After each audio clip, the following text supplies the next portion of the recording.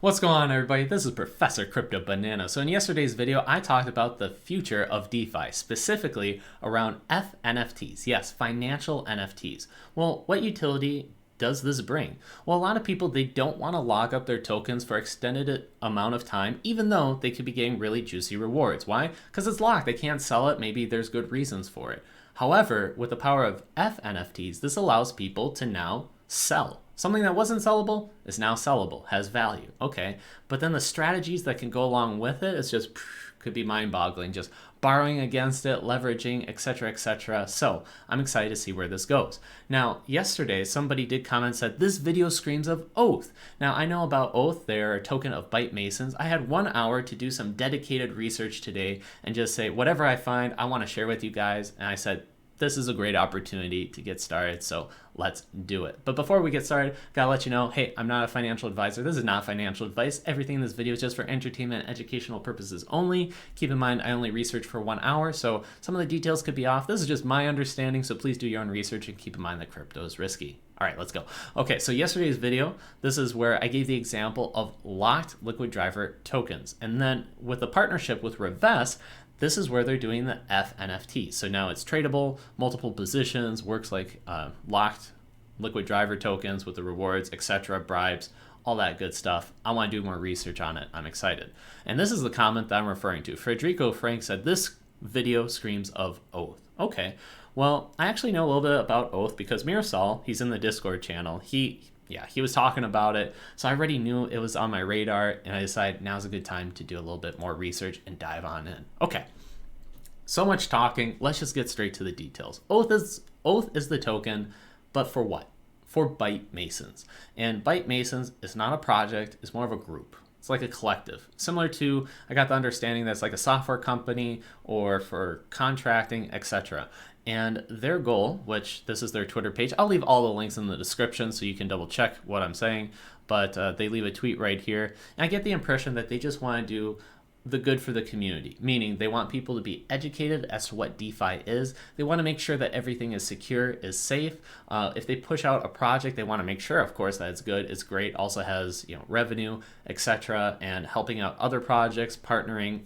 So a lot of great things. So it's more of like great developers, great people at the company, and then as a result, helping out the community. So you could be saying, all right, Byte Masons, I really haven't heard of them. What's the big deal? Glad that you asked. So this is the website. They got a roadmap. I'll circle back to this quickly. But if you are on the Fantom ecosystem side, you're probably aware of Reaper.Farm. They're an auto compounding. Their reputation on Fantom is really high, especially with Justin Bebis. I believe that he's more of the head person in charge. Don't mind the photo in the background. But you could be looking at this as his Twitter page and say, okay, that's Bebis. Seems like he's not doxxed. No, he's doxxed. He's actually an OG in the Fantom community. He's on every week with Fantom community alerts. Man, it's just great resources all around that they discuss right here. This is him in the bottom left.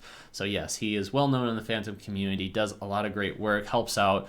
I heard from other people, when something got hacked or scammed, whatever may happen, he was like him and the group were just like the first ones in, wanting to help out, etc. So that already is a great thing to hear.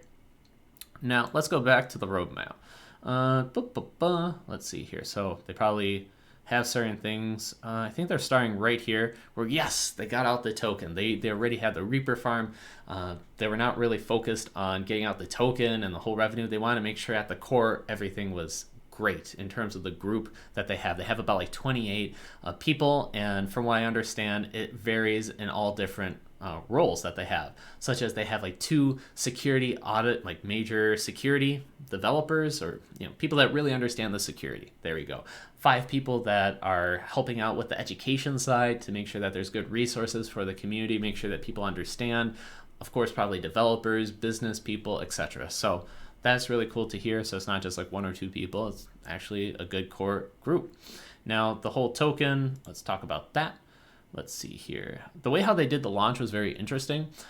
They made it so that people who are in Fantom and hold the Fantom NFTs, just in general, like different collections, there are certain ones that are on the list that, okay, they can get into almost like a pre-sale where you get like a discount for certain tokens, you got a certain allocation, certain amount vested. It's a little bit confusing if you're not aware of it beforehand, but I'll go over some of those details. All right, but okay, what's going to be happening moving forward? So I think that token's more to represent what the group does, Byte Masons does, and probably rewards the holders through different projects that they're doing. So I'm not fully sure what this Reliquary is, and even if I'm pronouncing it correctly, so I'm just going to say it how I say it. But let's just take a quick read right here. Open source, fully customizable iteration on existing farming infrastructure, my apologies, able to promote long-term hodling without requiring token locks. This is accomplished with NFT bonds that grant additional emissions as they age. So you know how I was talking at the beginning of the video about F-NFTs? Well, this Reliquary, I'm getting the impression that it's almost like a farming project that you can put your funds in, and then as a result, you get an NFT, similar to what Solidly has with the vested and also, Revest Finance and Liquid Driver. The F-NFTs is starting to come around a little bit more, yeah? And not a little bit, seems like a lot, right? So it seems like they're going to be doing a similar theme to that as well. And you can hold the NFT and then maybe borrow against it with the stable coin, etc. So like, dude, this is really innovative, and I'm paying attention. So I also mentioned about the Oath sale. So they did something very unique, really cool. And Justin Bebis, in one of the AMAs he did right here, it was an hour long by watch this bad boy at 2 speed captions. That is a little hack to help you out if you want to get some resources, information quickly. That is a tool that I use. So I'm blocking it. Okay, yeah, you got the closed captions, so then you can actually see it in case the words are going a little bit too fast, and put that playback speed on double. There you go. You are welcome. That's my tip of the day. So anyways, yes, in this AMA, I'll put a link in the description, gives a lot of good information. I suggest listening to it. Some of the notes that I got from it was the fact that, all right, let's take a look. Yeah, it's kind of like a business. They're trying to have a good business structure, good foundation, make sure everything's in line, good developers, etc. Make sure that it's safe. I got the impression that Justin Bieber really wants this stuff to be safe. He's very, very risk adverse. You can even hear it when he talks about, let's say, looking into Bitcoin. He's like, I don't know about that. But then later on, he looked into different stuff, and he went super risky, but then he was like, oh my gosh, really scared. So he put in a lot of time, information to learn. And again, his projects, everything that gets pushed out, they want to be taken seriously, really safe. And again, with the Reaper.Farm, back in the day, there was Grim Finance and Reaper.Farm. And I'm not going to go into the details as to what happened to Grim Finance, but take a look, and let's just say Reaper.Farm seems to have the came out ahead in that front by a long shot. So they're also doing a lot of auditing, so big companies such as Surtech and a few other ones that I didn't catch. I think there was a second bigger one as well. So the auditing is not a joke. They don't want to, obviously they're not really in it for the super financial. They're not pushing for a token. Like, they had this project of Reaper.Farm out for a while. They weren't really forcing on it, so why come out with a token now? It appears to be because it helps promise out like the long term, it benefits for doing partnerships as well with other projects. They're looking to do kind of unique things when it comes to votes, like voting on proposals. Okay, no locks.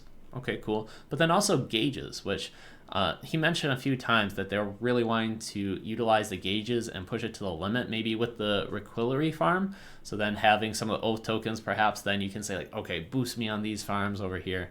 Not sure. Very interested to see. And he made a good point that with the curve and the convex of locking, yeah, that was probably how it was done back in 2020. But now that it's 2022, we got these F-NFTs that can be done. Why go to the old way of just locking when you can still lock and have it be liquid? And by having, like, putting your funds in, but then still having it be liquid, people are more likely to probably stay. So I was like, oh, that's really interesting as well. They're looking to be partners with Beethoven, RoboVault, Scream, Renovant, and Granary Finance. Justin Bebis, he's doing a little bit of engineering with 0xD. And let me see what else I have. I like the fact that with Reliquary, yes, you can trade the NFTs, but it also ages, so probably becomes more valuable as time continues because it's accruing the rewards. So one point he wanted to make is that he wants the assets to be more valuable as time progresses than when you originally lock it. Because a lot of people, they'll lock it and then they'll probably be willing to sell it for way lower of a price, or they're not liking what's happening to it. But the fact that, over time, hopefully it gets more valuable, I was like, oh, that's really interesting. Okay, so with the Oath token, how that got released was really interesting. It wasn't airdropped. In fact, it really benefited people on the Fantom ecosystem side that like NFTs. Yes, I'm talking about the art NFTs, right? So I'm talking about your Umans and all those other ones out there. Because Justin Bebis made the observation that whales typically are going to go into the DeFi, get the yield, and then probably bounce on out when the yield is gone. But they don't typically interact with the NFTs. So he said, okay, we want to get this token in to the people that are part of the Fantom community, here to stay, really like it. What can we do? So they came up with a kind of cool concept where if for different NFTs, it allowed you 3 different variables, okay? Number 1 is the discount varied based on the NFT project, the rarities, whatever. So some people will get varying discounts. Likewise, the amount of time that is vested, meaning some people are probably locked in for a year and the tokens will slowly trickle out. Others probably way shorter time frame. So that also plays into the equation as well. Or you could just take the Oath for the longest time, go almost as a VC and go for, I believe it was 4 years and get a 50% discount. So all very interesting combinations. And then finally, when it came to the token, they did it on BeethovenX. They have a very unique way as to how to give out the supply of the tokens or sell it out to make it be more fair, as a fair launch, as opposed to like bots sniping it up super quick and then pumping up the price and dumping on people. So that is what's going on. But I'm not too concerned about the price because that's not my primary attention. Yeah, I just want to give out different tidbits of information. I'll leave all the links in the description, and then feel free to do research on that. Okay, so let's talk about the learning aspect of it. Like, how are they educating the community? Well, they came out with a site called learn.bytemasons.com, and they're building up just a great website to explain a lot of things. And man, there's gonna be a lot of resources. One thing that I just clicked around quickly, I saw Liquid Driver. I'm like, hey, I like my Liquid Driver. And a portion that I liked is a TLDR, too long didn't read. They give you just the main highlights of what you gotta know. But then they also give the tutorials, and I don't know the tutorials, but more of an explanation as to what's going on here. I think it's really cool. I personally, I'd have like a little extra that I want to improve on, such as like, chuck in a video. Like, it could be my video, anybody's video, I don't care, but just like a quick one that says, okay, listen, let's just go over it real quick. You go here, here, show the diagrams, etc. Boom. Because text is great, but then also just having a visual, such as like what you're watching right now, I'm a big fan of that. That helps me. I'm a visual learner, but that's neither here nor there. I'm sure they're going to add a lot more and keep on pumping it out, increasing, making it better. Let's see here, developer resources. Okay, interesting. So all good stuff. All right, let's flip this back on me. You ready? I'm ready. Woo. So in conclusion, yes, I think that FNFTs, financial NFTs, are going to be a big thing coming to DeFi, and it's worth learning about. The fact that Oath, Byte Masons, they're going down this path as well further confirms this thesis that I have. So it's worth learning. Hopefully, you guys got a little bit of information of what's going on with those guys as well, because it'll be very interesting to see, is there going to be one FNFT? Is it going to be a group of them? What happens? But again, it's always worth learning, seeing what other projects are doing. Hopefully that helps. I'll see you guys in the next video. Pieces.